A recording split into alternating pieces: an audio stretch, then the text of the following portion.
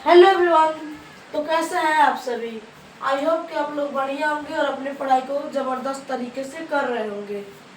आज का आपका चैप्टर है काव्य सौंदर्य के तत्व और यूपी बोर्ड में आपके काव्य सौंदर्य के तत्व से 3 मार्क के क्वेश्चंस आते हैं।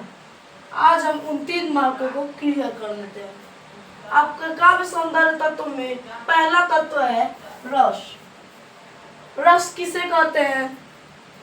सहृदय के हृदय में जो किसी चीज को सुनने या देखने से जो भाव प्रकट होते हैं उसे रस कहते हैं। क्या?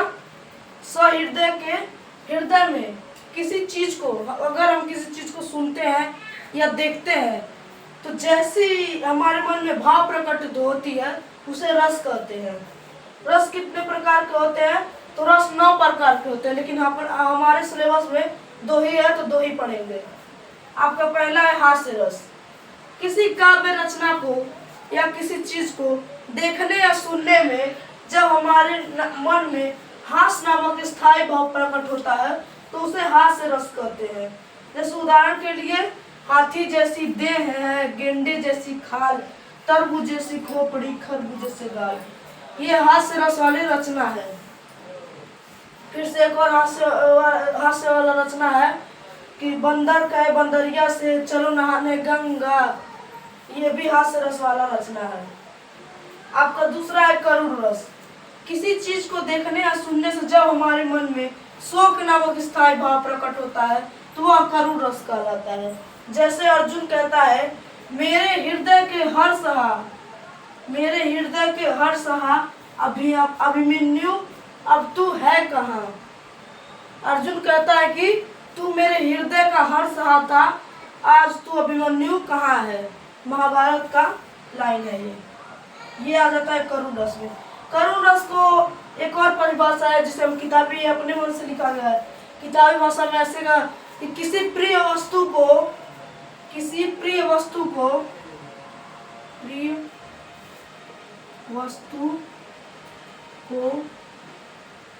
नष्ट कर देने पर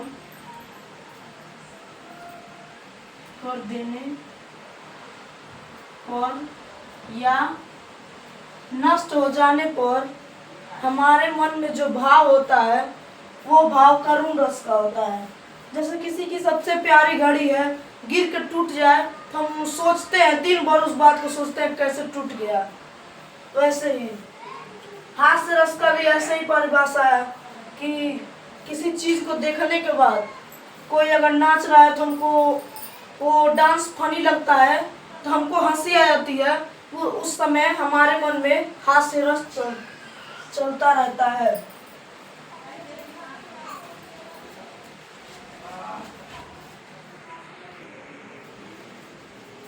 अब आपका दूसरा तत्व है छंद। छंद में मात्राएं गिननी होती है। आपका उसमें आपके चैप्टर में 2 छंद है, एक सोरठा छंद और एक रोला छंद। तब देखते हैं सोरठा छंद किसे कहते हैं। सोरठा छंद यह दोहे का उल्टा होता है। इसके प्रथम एवं तृतीय चरण में 11-11 मात्राएं होती है तथा द्वितीय एवं चतुर्थ चरण में 13-13 मात्राएं होती है। अब हमको पता चल गया कि दोहे में मात्राएं कैसे होती है। दोहे में आपके द्वितीय चरण में 11-11 होती है और प्रथम चरण में 13-13। ठीक उसके विपरीत ये है 11-11 और 13-13। अब देखिए एक उदाहरण है। उदाहरण जो में बड़ा ओ का मात्रा है, इसको क्या बनाएंगे? गुरु अलग रहता है ना, गुरु इसको कहते हैं लघु इसको। तो ये आपका बड़ा वाला मात्रा है इसलिए गुरु, ये सब छोटे छोटे मात्रा है इसलिए लघु। अब ये सिद्धि दोनों छोटे छोटे मात्रा है इसलिए लघु। होय में एक गुरु और एक लघु। ये बड़ा मात्रा है, ये भी गुरु होगा। अब गिनते हैं 2, 2 4, 2 6, 2 8, 2 10, 10, 2 12, ये वाला एक होगा 11। इसमें कितनी मात्राएं होती हैं? 11 मात्राएं। मात्राएं। गणनायक करिवर बदल। इसमें लघु लघु बड़ा मात्रा है गुरु, लघु लघु लघु लघु लघु लघु और ये सब लघु रहेगा, छोटे मात्रा है। अब इसको गिनते हैं 1 2 2 4 5 6 7 8 9 10 11 12 13 हो गया। यहाँ पर 13 मात्रा है।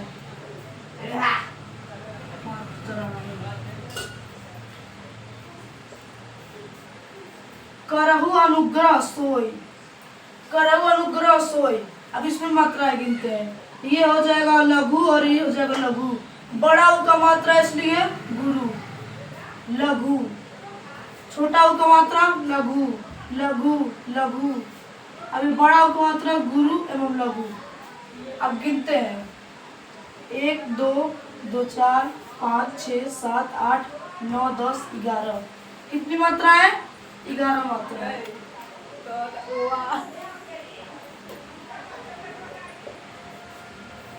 अब है चौथा आपका बुद्धि रास शुभ गुण सदम। बुद्धि दोनों हो जाएगा लघु, रास में बड़ा हुआ इसलिए गुरु और ये भी हो जाएगा लघु। ये है आपका दोनों लघु, इसमें भी दोनों लघु और ये 3 लघु। 1 2 2 4 5 6 7 8 9 10 11 12। हाँ यहाँ पर होगा, यहाँ पर होगा गुरु। आपका हो गया 13 मात्रा है।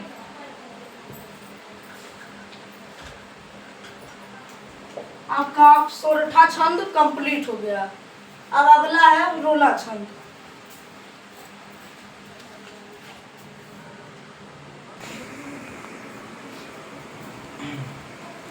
रोला छंद। रोला छंद किसे कहते हैं? यह सममात्रिक छंद है। इसके प्रत्येक चरण में 24-24 मात्राएं होती हैं। क्या है? सममात्रिक मतलब प्रत्येक में, जैसे सम में समान मात्राएं होते हैं उसे सममात्रिक छंद कहते हैं। कितनी मात्राएं होती है? 24-24 मात्राएं। अब इसको हम गिनवाते हैं 24 कैसे। ये क्या है? बड़ी मात्रा है इसलिए आपका हो जाएगा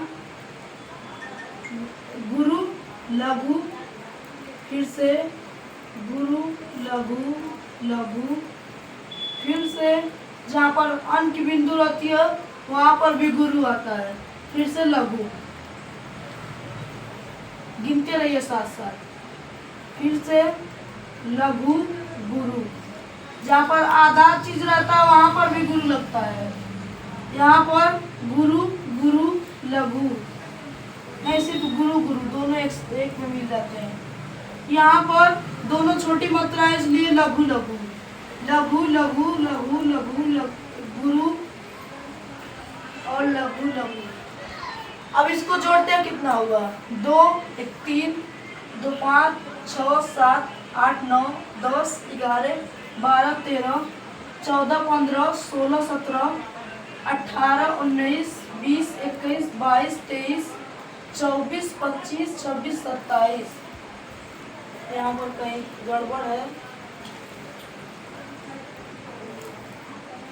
यहाँ पर कब रहेगा तब लगेगा गुरु वाला, कोई है इसलिए लघु। वैसे ही ढूंढना पड़ेगा कहाँ पर गलत हुआ है। तो यहाँ पर और यहाँ पर अब गिनते हैं 1 2 3 4 5 6 7 8 9 10 11 12 13 14 15 16 17 18 19 20 21 22 23 24। कितनी मात्राएं हुई? 24 मात्राएं। 24 मात्राएं।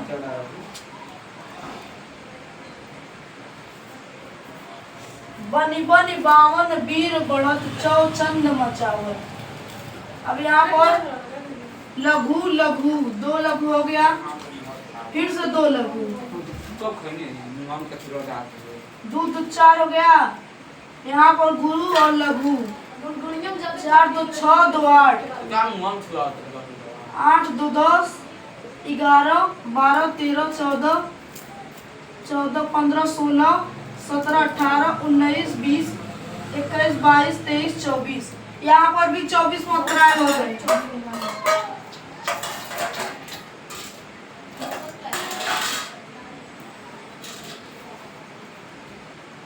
एक हो गया, यहाँ पर भी एक, यहाँ पर भी एक, यहाँ पर दो, यहाँ पर भी दो, दो दो नहीं, एक, फिर से एक, फिर से एक, एक, एक, दो, फिर से एक, एक, एक, दो, एक, एक। और इसको फिर से गिनते हैं, 1, 2, 3, 4, 5, 6, 7, 8, 9, 10, 11, 12, 13, 14, 15, 16, 17, 18, 19, 20, 21। यहाँ पर री पर दो मात्राएं होती हैं, इसलिए 22 हो गया। और आपका यहाँ पर पै में भी गुरु होगा, 23 हो गया। तकी ताकी लोथ त्रिप थगा के तट लावत। आपका ये 24 मात्राएं कंप्लीट हो गई। 24 मात्राएं। 9, 2, 11 होत 3, 5 ही बिसरावत। 9 में दोनों बड़े हैं, इसलिए गुरु। यहाँ पर क्या लगेगा? लघु। फिर से लघु और गुरु, फिर से लघु लघु लघु लघु। यहाँ पर गुरु मात्राएं होंगी, बड़ा मात्रा है लघु, फिर से गुरु। जहाँ पर भी आपको बड़ा दिखे वहां पर आपको गुरु लगा देना है, और जहाँ पर छोटी मात्रा हो वहां पर लघु। अब गिनते हैं, 2, 1, 3, 1, 4, 5, 6, 7, 8, 9, 10, 11, 12, 13, 14, 15, 16, 17, 18, 19, 20, 21, 22, 23, 24। 24 मात्राएं।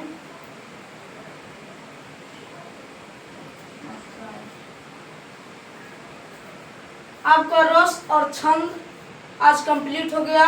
अलंकार पढ़ेंगे अगले लेक्चर में, और 10 MCQ। अगले लेक्चर में अलंकार और 10 MCQ।